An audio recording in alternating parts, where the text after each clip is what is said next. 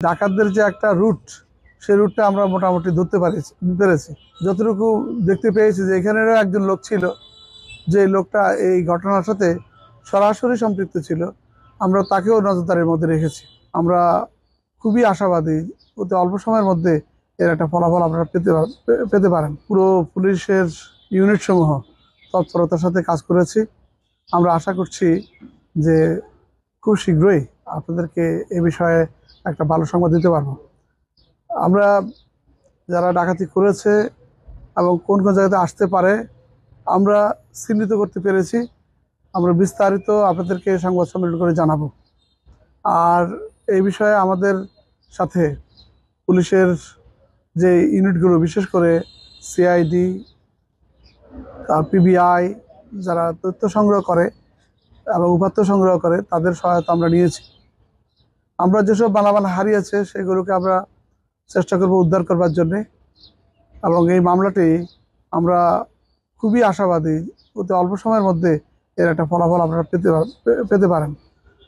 এই জায়গাটা আমরা নিশ্চিত করবার জন্যে আমি রেঞ্জ ডিআইজি হিসেবে আমি ঘটনাস্থল পরিদর্শন করেছি, আমাদের এসপি সাহেব করেছেন, তারপরে আমাদের যারা এইটার সাথে সম্পৃক্ত আছেন তারা সবাই করেছেন।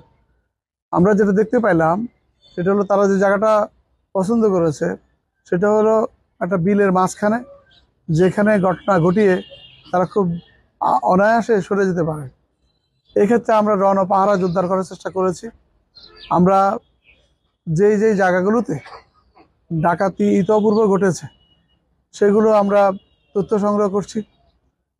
গত 5 বছরে যে ডাকাতিগুলো হয়েছে সেগুলো তথ্য আমরা সংগ্রহ করেছি। যারা ডাকাতির সাথে সরাসরি অথবা দূরত্ব সৃষ্টির মাধ্যমে যোগাযোগ রেখেছিল তাদেরকে আমরা আমাদের নেটের আওতায় আনার চেষ্টা করেছি। বিশেষ করে যারা এই কাজগুলো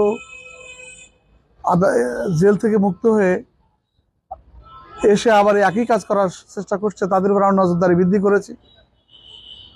এবং এর ফলে যে ডাকাতদের যে একটা রুট, সেই রুটটা আমরা মোটামুটি ধরতে পেরেছি। এখন এই রুটটার শুরু হয় বিশেষ করে ঢাকা বিমানবন্দর থেকে একটা আসে, আরেকটা আসে হাটিকুমরুল থেকে, আরেকটা আসে গাইবান্ধা, রংপুর এবং বগুড়া থেকে। কালার এক্সপার্ট, জর্জ স্যাপ এবং মাইল্ড অন হ্যান্ডস টেকনোলজি সমৃদ্ধ অরিক্স ক্রিস্টাল ওয়াশ আপনার লন্ড্রি এক্সপার্ট।